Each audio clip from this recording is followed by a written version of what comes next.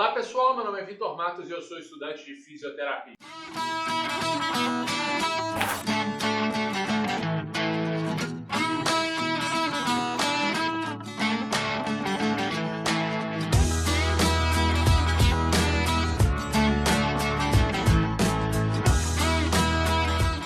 Então é o tipo de lesão que quando você bate o olho você vê descontinuidade do nervo periférico.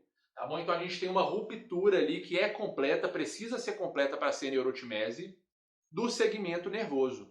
Beleza? Então passando aí por prejuízos endoneuríticos, perineuríticos e, claro, por consequência, epineuríticos também. Tá bom, pessoal? Então eu vou anotar aqui a descrição de cada uma desses níveis de lesão, que isso é importante vocês terem aí, tá bom? Muito bem, pessoal, aqui é frequentemente, tá? Não coube aqui no quadro, mas estou falando que a neurotimese carece de intervenção cirúrgica com frequência, ou seja, a intervenção, o método conservador de tratamento nem sempre agrada o paciente nem a equipe médica, né, que não vê resultado nisso. Então, muito bem, galera, uma outra coisa que é legal vocês saberem também é que existe um outro tipo de classificação de níveis de lesões do sistema nervoso periférico que foi criado por Sunderland. E a classificação de Sunderland apenas acrescenta alguns subtipos, subclassificações na axonotimese. E vocês percebem que isso realmente pode ser uma coisa interessante, né? Porque a axonotimese, como eu disse para vocês, é quando você está ali dentro de endoneuro, dentro de uma única fibra axonal que foi lesionada, até os grupos de fibras axonais que foram lesionadas. Então, qual que é o limite entre a axonotimese e a neuropraxia? Qual que é o limite entre ela e a neurotimese? Então, o Sunderland ele entrou intervindo mais ou menos desse jeito. O Ebert criou 3 tipos de lesão e o Sunderland veio e acrescentou mais 3 tipos, só que só dentro da axonotimese. Então, para você falar da classificação de Sunderland, você precisa de um microscópio. Então, você precisa olhar microscopicamente para um nervo lesionado, definido como axonotimese, e ali você vai conseguir enquadrar aquele momento de lesão ali em uma lesão mais intermediária, uma mediana e uma mais grosseira, tá bom, pessoal? Essa foi a contribuição de Sunderland, mas você nem encontra aí nos livros esse método aí de classificação que o Sidney criou, tá? A gente fala mais da classificação do Ebert Seidel mesmo, tá? Que é essa que nós falamos aqui agora. Muito bem, o que mais que eu tenho que falar? Eu tinha que falar uma coisa importante com vocês aqui que eu me esqueci, hein? Que caramba! Muito bem. Então, percebam, galera, na descrição que eu coloquei no quadro, que a gente começa a falar de degeneração só aqui, ó, na axonotimese. Só quando a gente tem comprometimento morfológico que a gente vai ter resposta degenerativa, né? E isso é importante demais para a gente saber, porque falar de degeneração é um drama muito grande dentro do sistema nervoso, não é verdade? Porque se a gente fala de degeneração, para a gente falar de resposta terapêutica, a gente tem que falar de regeneração. E respostas regenerativas dentro do sistema nervoso, a gente sabe que é difícil da gente induzir, da gente criar. Tudo bem, é mais fácil dentro do sistema nervoso periférico, é mais fácil, mas ainda assim é complicado, né? Então, quando a lesão ela fica realmente grave e assim preocupante, é a partir da axonotimese, tá? A neuropraxia acontece quase sempre, quase toda semana, dependendo da pessoa. Não acontece de você dormir em cima do seu braço assim, ó, e quando você acorda no outro dia, você fica com o braço formigando no mínimo por umas 2 horas? Fica com ele doendo, ele pesado, altera completamente a própria percepção, a sensação no geral do seu braço ali, você fica parecendo que ele está fora do corpo, não é verdade? Isso é uma neuropraxia, muito provavelmente. Dependendo do tempo de duração aí dessa alteração sensorial, pode ter até pequenos traços de axonotimese. Né? Mas neuropraxia é muito fácil, basta você ficar muito tempo aí em cima de um membro, sentado em cima da perna, que quando você levanta aquilo fica formigando, você tem uma alteração sensitiva por causa de uma pequena, uma microlesão que pode ter acontecido naquele nervo ali. Beleza, pessoal? Então, degeneração a partir de axonotimese e a gente tem muita resposta degenerativa na neurotimese, vindo com fibrose ali tecidual, né? E uma alteração completa do ambiente nervoso ali que dificulta muito respostas regenerativas, principalmente na neurotimese, por isso que é frequentemente recomendado cirurgia, beleza? Muito bem, como nós mencionamos ela, pessoal, vamos falar dela, né? Da degeneração que acontece em lesões nervosas periféricas, né? O que exatamente acontece no momento em que o nervo ele é ali transeccionado, ele é partido e a gente tem uma lesão do tipo, por exemplo, uma neurotimese. Então vamos lá, a primeira coisa que acontece quando a gente tem uma lesão desse tipo, deixa eu ver, eu vou escrever de verde. Então é um tipo de degeneração, pessoal, que recebe um nome, tá? Uma degeneração valeriana. A degeneração valeriana ela acontece principalmente no coto distal desse nervo. Vocês entendem quando eu digo coto distal? Então eu tenho um nervo que ele é assim e ele foi partido. Então ele ficou assim. Aqui está a porção proximal do meu nervo, ou seja, aquela porção que está conectada ao meu cérebro. E aqui está aquela parte distal, a parte que está conectada aos alvos periféricos. Então a degeneração valeriana ela é exclusiva da porção distal daquele nervo que foi lesionado. É uma resposta degenerativa específica para esse local e essa situação. Então, de 2 a 4 dias depois da lesão, depois da neurotimese, por exemplo, nós vamos ter o início dessa resposta de degeneração, que envolve macrófagos, tá? Primeiro a proliferação de macrófagos ali, que vão recolher e reciclar todas aquelas porções de membrana celular que foram estragadas e comprimidas, lesionadas, a bainha de mielina que está ali naquele meio, então os macrófagos eles chegam primeiro, depois a gente vai ter uma atividade proliferativa grande das células de Chauvin, beleza? Que vão entrar aqui agindo fortemente nesse momento, também ajudando na remoção, reciclagem, e também as células de Chauvin elas chegam disparando, secretando algumas moléculas que vão servir como sinalizadores para a regeneração do coto proximal.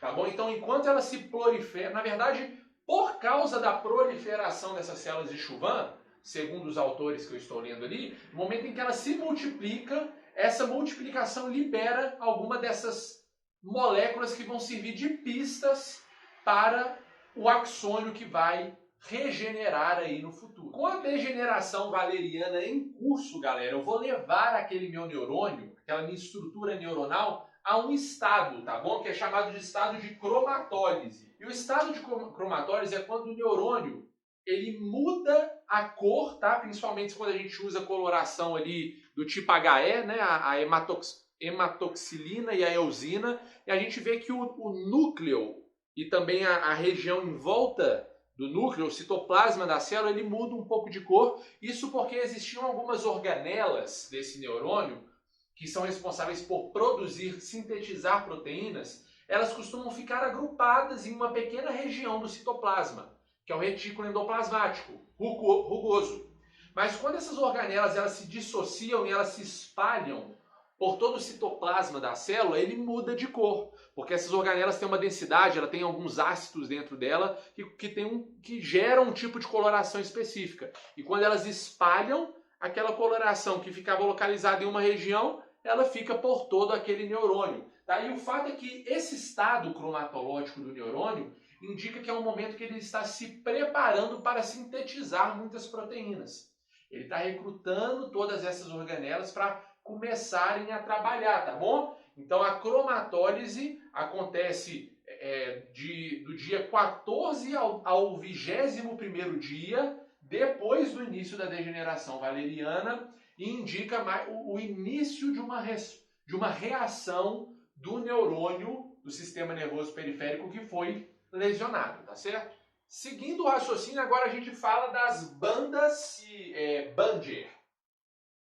Eu acho que é assim que escreve, tá? Muito bem. E essa banda aqui, ela também é devida à atividade das células de Chauvin.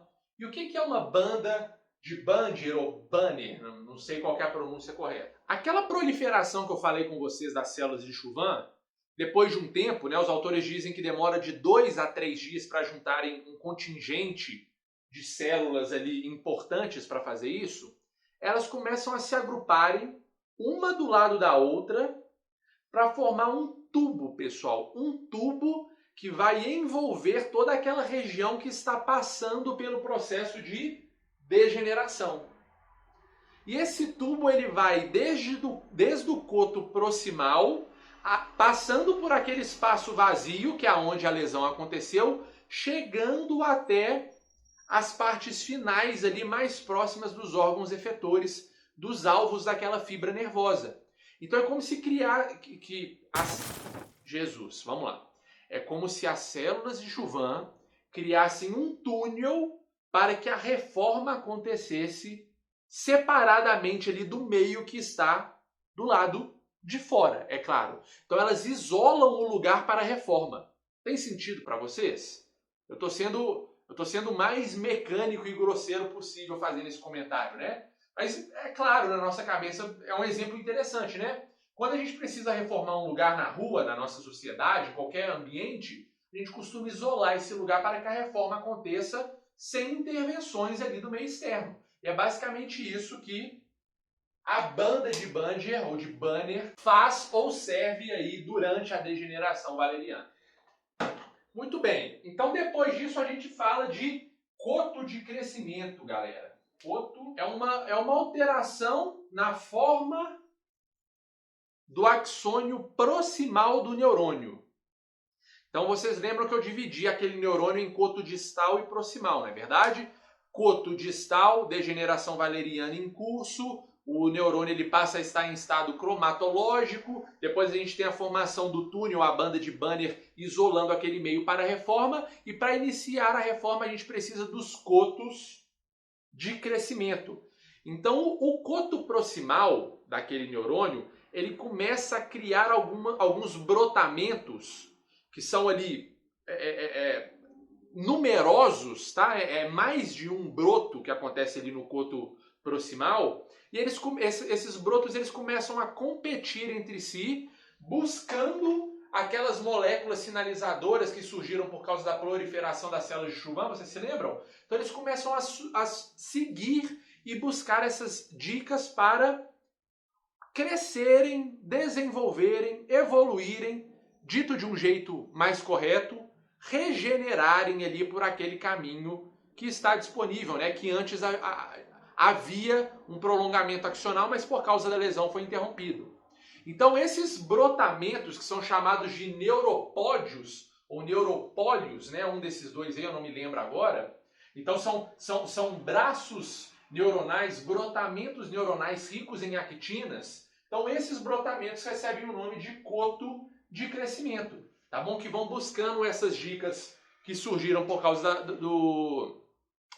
da multiplicação das células de Chauvin para que a degeneração aconteça.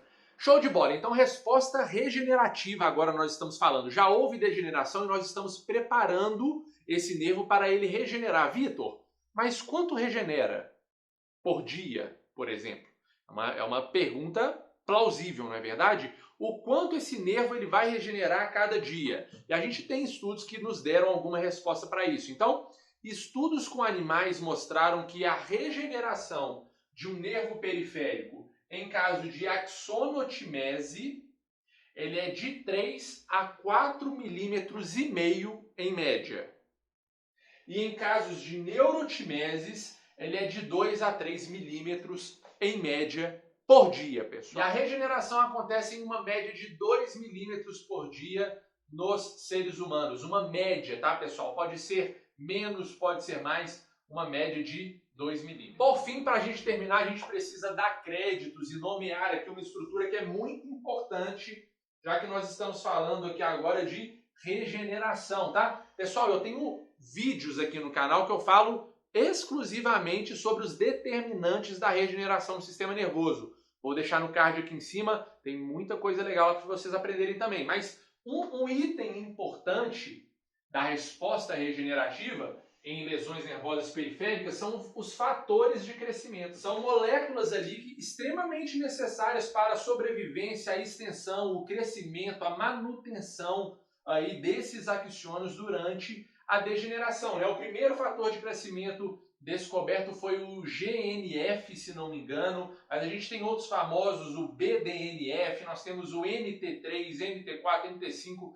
até NT7, todos esses aí fazem parte de um grupo, de uma família de moléculas que são fatores de crescimento chamados de neurotrofinas, tá bom, pessoal? Moléculas muito importantes quando nós falamos de regeneração nervosa. E muito bem, pessoal, depois que a regeneração ela acontece, ela finalizou e a gente tem então aquele prolongamento de novo em encontro com seus órgãos efetores, ou seja, pode ser um músculo e pode ser também receptores sensitivos, né? Se a gente estiver falando da porção sensitiva de um nervo, né? Então eles procuram lá os receptores de Ruffini, de Pacini, corpúsculos de Maser ou de Merkel, todas essas estruturas aí que vão captar tudo que nós precisamos e interagimos com o meio externo. Então, quando essa regeneração acontece e o caminho ele foi reconstruído, a gente precisa agora botar mielina de novo nesse prolongamento, né, pessoal? Porque a mielina que vai isolar aquela estrutura e facilitar, principalmente aumentar a velocidade da transmissão nervosa desse nervo. Então, a remielinização acontece em média 8 dias depois da resposta regenerativa estar completa, depois da regeneração completa daquele nervo. E essa remielinização acontece por causa das células de Chauvin de novo. Então elas formam aquele envelope ali que isola o neurônio, cria os nódulos de Ranvier, né, que são as porções do prolongamento axonal que separa uma mielina, uma bainha de mielina e outra, não é verdade? E aquela estrutura ela volta muito perto de estar em normalidade, e para findar todo esse processo, o neurônio ele sai daquele estado cromatológico, né, o estado de cromatólise. Então, os ribossomos voltam para o redículo endoplasmático, agrupam-se do jeito que estava, a síntese de proteína ela volta para o basal e a transmissão daquela via nervosa está restabelecida e normalizada, pessoal. E isso é tudo que acontece, isso é tudo que vocês precisam saber nessa aula de lesões nervosas periféricas. Pessoal, antes de vocês irem embora, eu criei um manuscrito detalhando com muito mais cautela todos esses procedimentos, esses fenômenos, essas situações que eu descrevi na aula de hoje. Eu tenho um documento, está no Word, está no meu computador, descrevendo ali tudo isso que a gente conversou aqui de uma maneira que eu tenho certeza que, se você não entendeu na aula, você vai entender lendo, porque ficou muito fácil. E para você receber esse documento é só você clicar no link aqui embaixo.